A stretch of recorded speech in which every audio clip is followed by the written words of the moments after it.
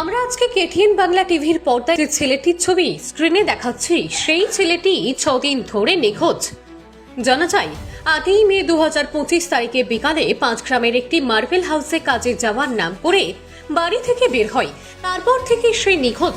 ছেলেটি মানসিক ভারসাম্যহীন বলে জানা যাচ্ছে। হারিয়ে যাওয়ার সময় পরনে ছিল গোলাপি রঙের গেঞ্জি এবং কালো রঙের প্যান্ট। গায়ের রং শ্যামবর্ণ, উচ্চতা 5 ফুট থেকে 6 ফুট। এখন তার মাথাতে ছোট ছোট চুল আছে। ছেলেটির নাম রাজু শেখ, বাবা কলম শেখ, মা চামেলি বিবি, বয়স আনুমানিক 19 বছর বলে জানা যাচ্ছে। বাড়ির ঠিকানা গ্রাম হজবিবি ডাঙ্গা, পোস্ট অফিস রসুলপুর, থানা নবগ্রাম, মহকুমা লালবাগ, জেলা মুর্শিদাবাদ। বাড়ির লোক মানসিক ভারসাম্যহীন ছেলেটিকে খোঁজাখুঁজি করতে ব্যস্ত।